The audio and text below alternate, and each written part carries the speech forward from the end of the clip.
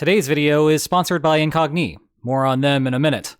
With wars now popping up all over the place, it is more important than ever to understand just how long the average conflict lasts and why wars last as long as they do. I say this in the context of the current speculation regarding how long the United States might stay over the skies of Iran, with particular attention to whether the United States even has the bombs to maintain operations for weeks or months on end. But not too long ago, the Russia-Ukraine war ticked past the 4-year marker. That is an interesting headline by itself, but I do not think that the media discussion surrounding it gave it the proper historical context. Very, very few interstate wars last that long. For example, we have already blown past the 3 years, 8 months, 3 weeks, and 5 days of Pacific War between Japan and the United States as a part of World War II, as well as the 3 years, 10 months, 2 weeks, and 2 days of the Eastern Theater between Germany and the Soviet Union. In fact, most interstate wars last far under 2 years, and even that overstates things because the vast majority of conflicts between states end before they have suffered enough casualties for us to call the corresponding action a war. Hooray, negotiated settlements and actual special military operations. But here Ukraine and Russia are, going 4 years strong, not even counting the inconsistent action that had been happening in eastern Ukraine since 2014. Thus, we have a natural question. Why? Certainly you have heard a variety of answers to this question over the last 4 years, including plenty from this channel alone. However, what I want to do today is explore a facet of this that no one has properly explored before. And I can make that bold claim with confidence, because my self-respecting academic alter ego is supposed to be an expert on these kinds of things. He allegedly knows the literature on the subject enough to write a textbook on it, and he had to jump through the fun hurdle known as peer review to publish on the subject. Again, that alter ego is an actual professor and an actual game theorist, except no substitutes. Now, I know that it is kind of silly to publish in an academic journal just so I could record a video on the subject, but I guess I am just that dedicated to this channel. And think about this, it took 4 years to get that article published, and that is despite the fact that it hit the first journal we submitted it to. Anyway, the problem is what you could call late-stage uncertainty, where we might all agree about the military dynamics of today, but we fundamentally disagree on what the future looks like. And, moreover, the battles fought today are not informative of what the future might hold. And like I said, though I started working on this project 4 years ago, we are starting to see the implications now, particularly with how Western support to Ukraine is up in the air. Plus it raises questions about what is happening in Iran, particularly as it relates to weapon stockpiles on both sides. So let's dig deeper into the problem and see what it says about those wars going forward. Actually, if you want to talk about digging deep, have you ever seen what kind of private information about you is out there on the internet for everyone to see? It often gives me the ick. And this is not the type of situation where you want to negotiate a settlement with your opponent. No, you want to bring out the heavy hitters. That is where the sponsor of today's video, Incogni, comes in. Amateurs study tactics, but the professionals over at Incogni study the logistics to disrupt the data broker supply chain, reducing your digital footprint and reducing the chances someone might track you down or use your personal information to take out loans in your name.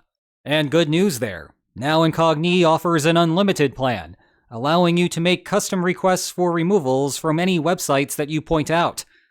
To take back your personal data, head to incogni.com/WilliamSpaniel and use the coupon code WilliamSpaniel, all one word, to get 60% off an annual plan.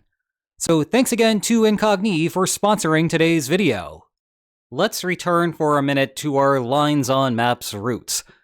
Recall that wars usually do not happen, because if you can deduce what the expected outcome of fighting would be, and conceptualize the costs of war in terms of the good at stake, a set of bargained resolutions assuredly exists. Each such settlement is better for both parties than fighting. One of the many reasons why bargaining may fail is if one party has private information that it will do better as compared to what the other side thinks will be the case in the event of war. For example, Ukraine ironically having a better idea of the internal problems that the Russian army would face than the Kremlin did. Or perhaps alternatively today, Iran is skeptical that US stockpiles could last very long, when in fact there is some depth to those stockpiles. Now, previously, plenty of lines on maps masters have studied how war itself resolves the problem. As you fight, you will learn about the true balance of power between the parties. If the Kremlin, for example, notice that its tanks are not capable of simply driving to Kyiv, it will update its expectations about how the war will end. More subtly, the fact that the other side rejected the original offer is also telling. War is both costly and risky. An opponent's rejection indicates that it was willing to incur those costs and risks. A weaker type of country would not be willing to incur those costs and risks. Clever countries can develop a series of proposals that progressively offer more concessions as battles take place, and the opponent survives up until that point. Weaker types of opponents can be convinced not to try to bluff strength, precisely because they incur additional risks for doing so. In turn, fighting means learning. This convergence of expectations, information revelation, and credible signaling of private information is a major reason why most wars end rather quickly, and that creates a further puzzle of why Russia and Ukraine continue to fight. However, not all private information works the same way. I mentioned a potential issue with Iranian uncertainty over US stockpiles. That has a different structure than private information about the power of the Russian invasion force. Actually, the stockpile question is closer to another issue with Russia uncertain over the West's long-term support for Ukraine. Let's focus on the latter. Putin envisioned a world where NATO countries might find the war in Ukraine to be a pressing concern over the short run, but that sentiment would be fleeting. Give it a few years, and the West would eventually become disinterested in the conflict. Ukraine, left on a geopolitical island by itself, would then fold under the weight of the Russian military. What makes that premise distinct compared to the earlier discussion of fighting and learning is that direct learning can only take place in the future. If the Kremlin has no doubt that NATO will support Ukraine over, say, the first year of the invasion, then observing NATO support Ukraine over the first year of the invasion tells the Kremlin nothing directly about what will happen over the long term. The previous work in this field assumed that the source of the underlying uncertainty governed how today's battles work just as much as tomorrow's battles. And so I set out to learn what would happen in the opposite case, where there is only late-stage uncertainty. The implications are not good. Unfortunately, the same type of convergence process is impossible. Here is the basic logic. Imagine I tried offering a smaller amount at the bargaining table right now in an attempt to screen out a weaker type. The idea is that if my opponent rejects, I will be convinced that he is strong, and up my offer accordingly the next time that we negotiate. Now, remember, that worked because a weaker type would face greater consequences for rejecting the present proposal. As a weaker type, they are more likely to lose the following battle, and be in a worse position come the next round of negotiations. It was therefore possible to find a proposal that the stronger type would reject, but the weaker type would accept. When private information only matters in late stages, this does not work. The absence of direct learning implies that indirect learning also becomes impossible. If the stronger type wants to fight now to obtain a larger offer later, then so does the weaker type. The end result is that if a war begins, then the fighting will continue at least some portion of the time until you reach a stage where there is a meaningful difference between the battlefield outcomes for the stronger and weaker types. That is not good news for what is happening in Iran. Insofar as a disagreement over how long the US can sustain operations is a cause of fighting, learning that information does not come easy. A relatively well-stocked United States cannot just fight for a few weeks and expect Iran to buckle. After all, if Iran pursued a strategy like that, a not-so-well-stocked United States could easily bluff strength over that duration. That could spell a longer conflict here. However, it almost certainly will not be as long as the Russia-Ukraine war. Mercifully, after 4 years of war in Ukraine, at least we are at a point where meaningful information about Ukraine's long-term prospects can be revealed. But that raises an interesting question. Who was right? Was it the collective West insisting that their commitment was strong? Or was it Putin who thought that everything would eventually fall apart? Now, it is easy to look at the surface of the situation and conclude that the Kremlin was correct. That thinking applies to the turbulent bilateral relationship between the United States and Ukraine, the perplexing positions that the United States has held in its bilateral relations with some European allies, the United States' apparent tepid relationship with NATO overall, and Trump's unanswered calls for help along Hormuz. Well, how this will all play out remains to be completely seen, especially with the new twist of the Iran war. But I think at least some of what we are observing is less the product of the war in Ukraine, and more of some general growing pains that policymakers were aware were going to happen at some point. And it is this inevitable evolution that contributed to the Kremlin's uncertainty in the first place. In other words, the causation is oddly backward. The war did not cause these incidents. Rather, the expectation that these incidents would happen is what caused the war, through the uncertainty mechanism that we discussed earlier. I have no doubt that those in Brussels find the timing unfortunate.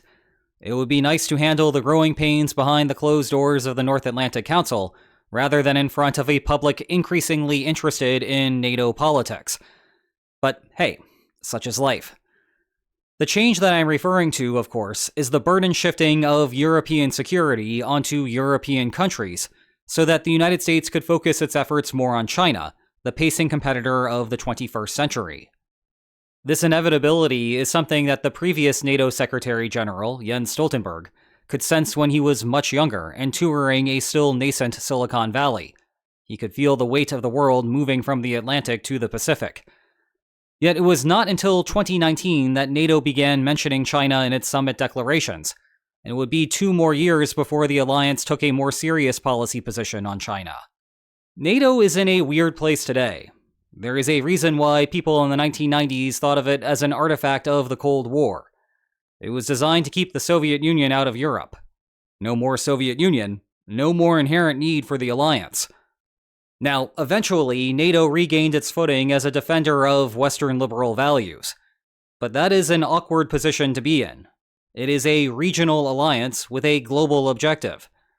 Yet not only is North Atlantic hardwired into its name, the treaty itself restricts membership to North America and Europe. It also limits Article 5 protection to the North Atlantic area. Heck, Hawaii is not even covered under Article 5. If Pearl Harbor 2.0 happens tomorrow, the most that you might see are some council consultations under Article 4. In fact, I suspect that if you had to start all over today, your average US president would seek to establish a globalized alliance, inclusive of ideologically like-minded countries such as Japan, South Korea, Australia, and New Zealand. Forget about NATO. What we need is the Pacific, Oceanic Territories, and Atlantic Treaty Organization. We will call our new alliance Potato. No need for a Secretary General. Mark Rutte's new title can be Mr. Potato Head. Fine, maybe not. In lieu of a potato world, NATO's Secretary General has increasingly found himself trying to coordinate with Indo-Pacific partners.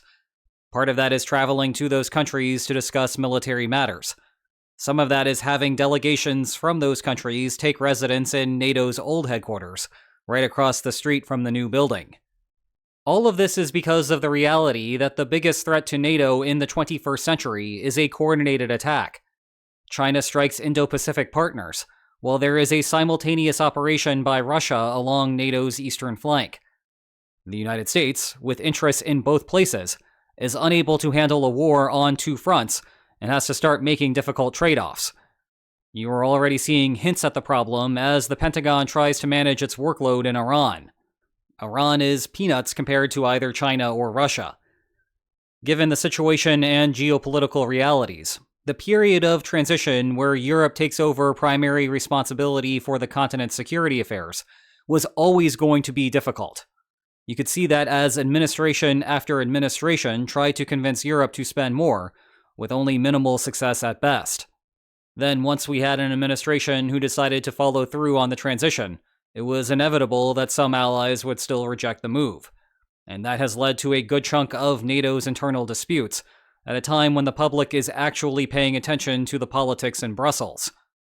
What the public therefore sees is a dysfunctional alliance, where certain European countries portray the United States as an unreliable partner, while the United States wants to convince Europe that it is still reliable, but reliable to give less assistance than before. Unfortunately, the public does not have the broader context of the alliance's history. This kind of spat is nothing new. Rather, only the external attention to it is new. It is easy to get seduced into conceiving of NATO as some sort of idealized alliance, where partner countries all work together in harmony for a greater purpose. The reality is that even if there is consensus on the alliance's goals, disagreements remain on how to distribute the burden sharing to achieve those goals. If you think the situation is bad today, do not forget that once upon a time, France left the NATO integrated command structure for decades because it did not believe the sincerity of Washington's commitment to defend Europe. That is the only reason that NATO's headquarters is in Belgium today. It used to be in France. Or maybe you remember my shout out to the COD wars between the United Kingdom and Iceland when we were discussing the latter's unique security relationship. What makes NATO different from other alliances is that it is comparatively good at working through these issues to reach a consensus. There is deeper meaning behind the family photo that the partners take at every summit. Families can fight, but at the end of the day, they are still families.